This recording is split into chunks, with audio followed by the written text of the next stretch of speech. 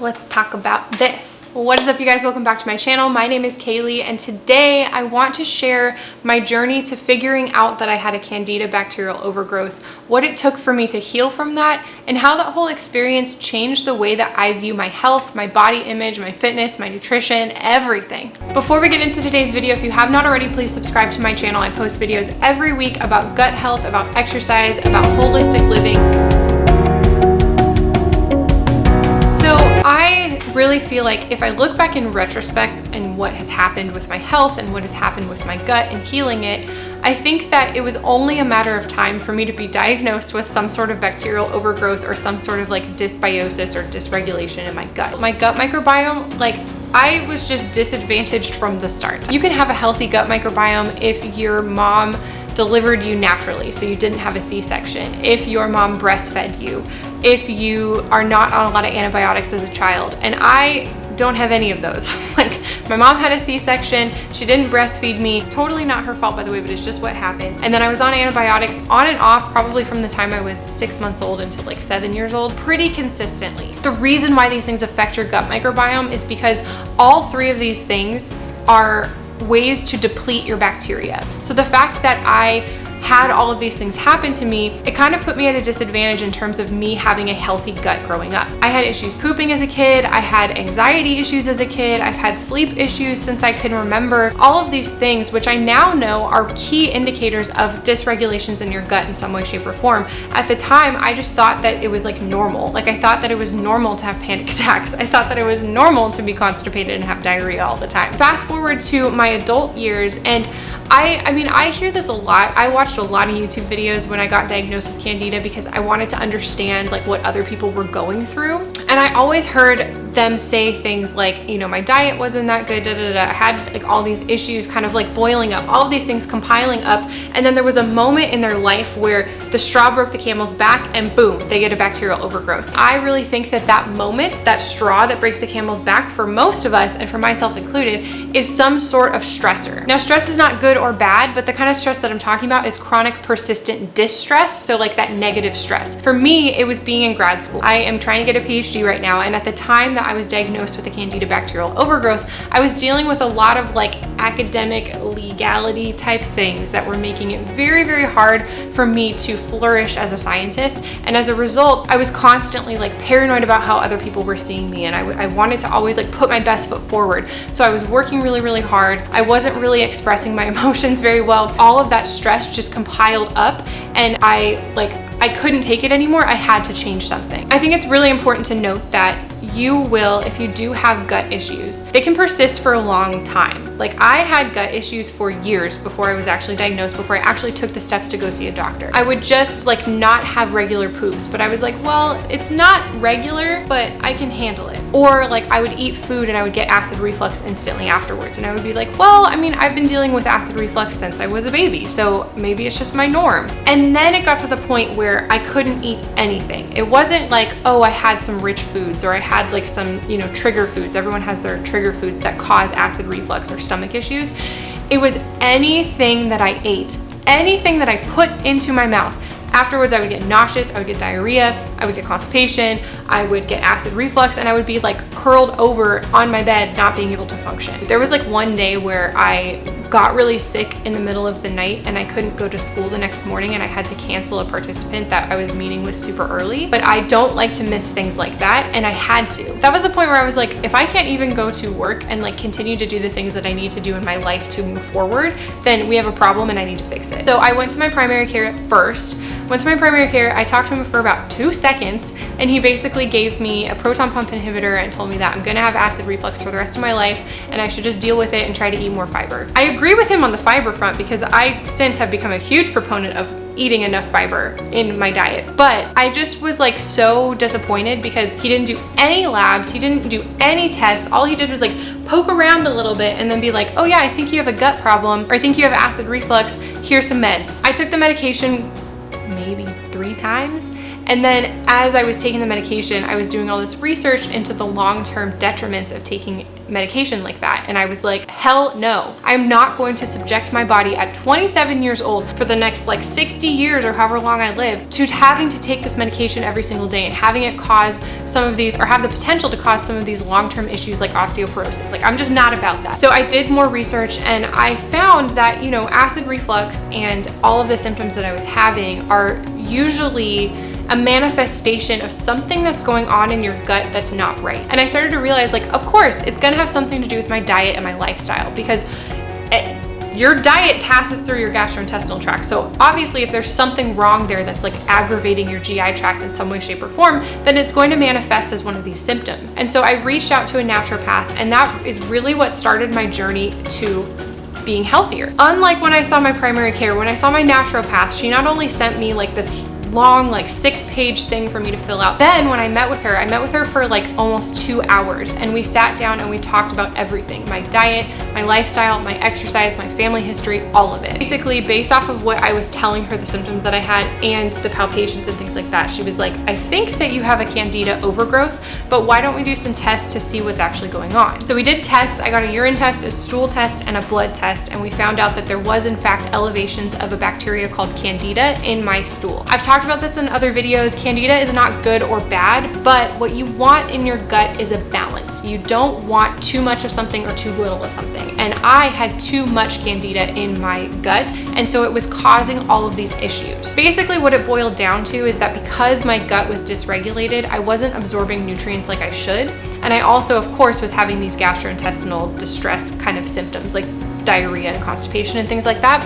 And so essentially what she said was, your body is starting to show signs, like early signs, of an autoimmune disorder called HASHIMOTOS. This happens a lot when people get a bacterial overgrowth because our gut microbiomes regulate our immune system. And so if they're dysregulated for a long period of time and we don't do anything to fix it, then our immune system kind of starts to get dysregulated as well. So we become immunocompromised and we can start manifesting like autoimmune issues. I was not clinically diagnosed with Hashimoto's, but what she said is that if I didn't do anything to change my diet or my lifestyle or basically heal my gut, then I was likely going to develop Hashimoto's later on. That was a huge wake-up call for me. Like, up until that point, I had been like most girls. I wanted to look good. I never saw exercise and food as a way to heal the inside of my body. I only saw it as a way to like help me get more muscles or like help me lose 5 pounds.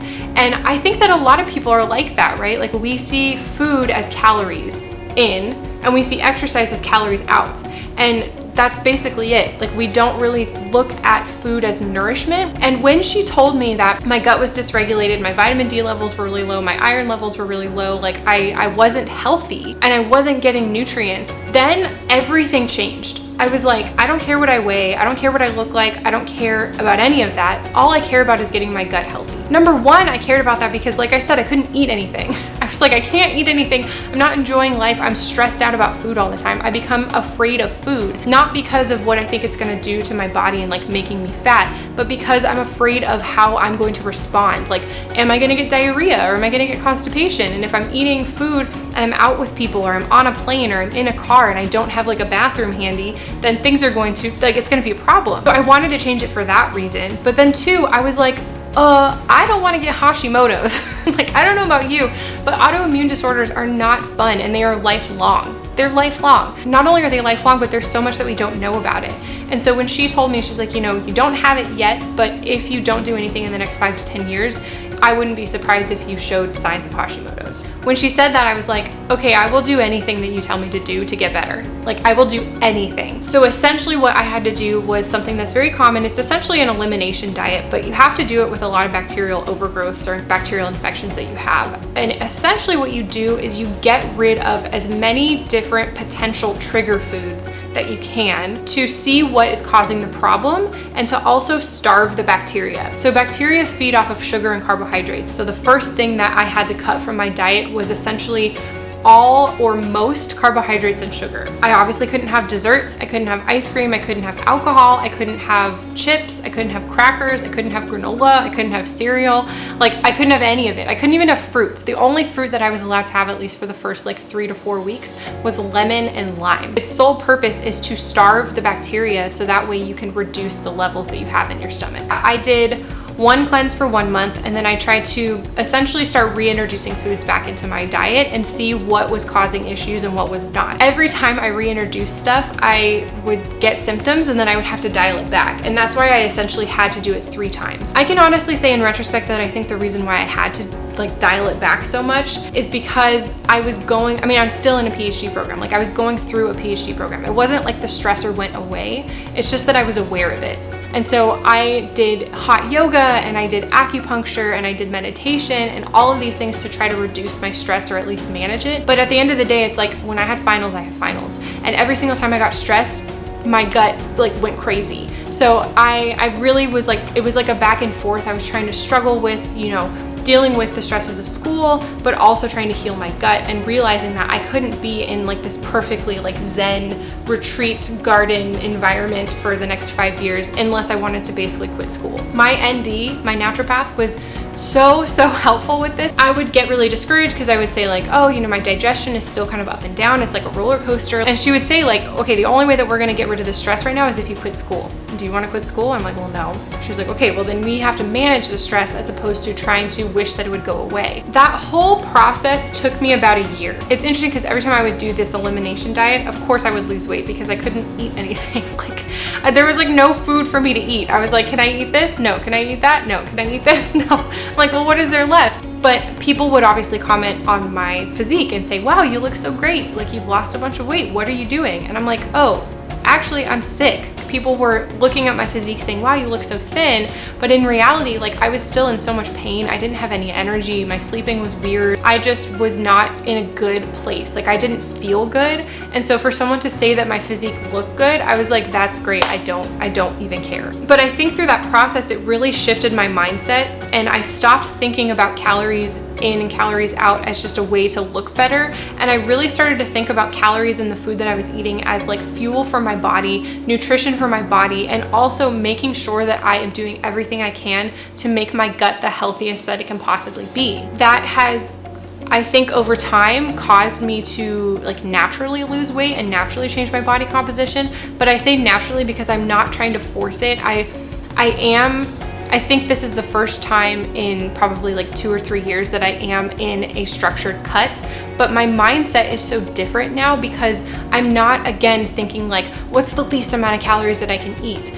I'm not thinking like, how many artificial sweeteners or like 0-calorie things can I eat to like pretend like I'm full? I don't think about those things anymore. What I think about is, what is the most nutritious food for my body and my gut right now? How can I support my gut? How can I support my adrenal system when I get really stressed out? How can I support my body with food? It made me realize that personally, my nutrition and my health journey has to be based around optimizing my health and not optimizing the way that I look. Yes, of course, some people will say that I look great. Some people will say that I look too fat, whatever. I don't really care anymore. What I care about is fueling my body so that I don't have these flare-ups anymore, so that I don't constantly go through this roller coaster of like constipation and diarrhea. It's not a fun roller coaster to be on. What I also care about is promoting those same things that I learned and that have helped me have a better relationship with food and with my body and with exercise, to share that stuff with you guys. I think that it's so important for all of us to make sure that we are taking care of our gut, make sure that we're taking care of our mental and emotional health, and that has to do with our stress mechanisms in our body physiologically,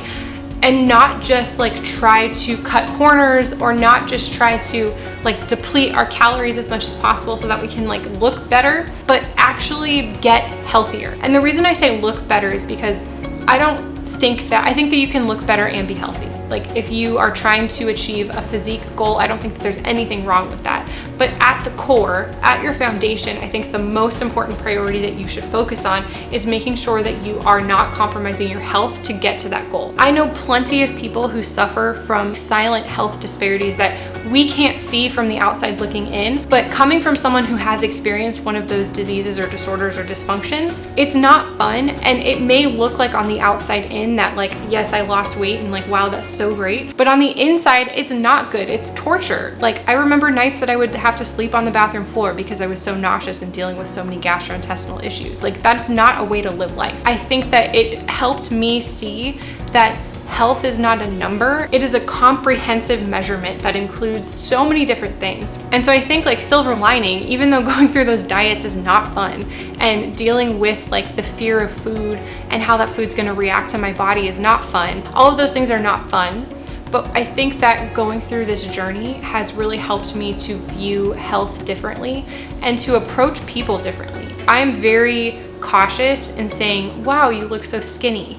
Because I know personally that them looking skinny does not necessarily mean that they are in a healthy place in their life. There's so much going on underneath the surface, underneath our skin, that I have no idea about. So I'm not going to say that it's necessarily a good thing that this person looks skinny, because maybe they're dealing with the same thing that I'm dealing with and they can't eat anything without barfing it up. I think that where I am today is in a much better place. I wouldn't say that I'm cured, because I still have gut issues, I still get flare-ups, and I'm still trying to balance out my nutrient levels and heal my gut. I think that it's going to be a lifelong process. But what I will say is that being like this far out from dealing with all of this stuff and learning what I've learned and healing my body in the way that I have healed my body so far, it has made my life so much more rich and so much fuller. And that is something that I don't know, it's like, it's irreplaceable. The other silver lining to all of this is that I hopefully get to shed light on the fact that a lot of us have gut issues that we should be talking about. When I first started talking about poop, I was like, ooh, I hope that this isn't like TMI. And then people would message me on Instagram and say like, thank you so much for bringing this up because I have poop issues too. I thought I was the only one. But the fact of the matter is that our society has issues. We have problems with our gut that we need to fix, and part of that is talking about poop, and part of that is talking about all of these issues like acid reflux and constipation that we all deal with, and saying like, hey, these could be indicators that something bigger is going on. If I can shed light onto that to help you live a healthier life, then I did my job. Okay, so I think that that's it. Of course, my journey is not over, and I will definitely keep you guys posted on, what transpires and how my health improves, or hopefully, I hope that it improves, but how my health changes over the course of the next few years. But I just wanted to kind of sit down with you guys and talk about what my journey was so far, to kind of like condense my experience and hopefully help you on your journey as well. All right, if you like this video, please give it a thumbs up, and I will see you guys next time. Bye.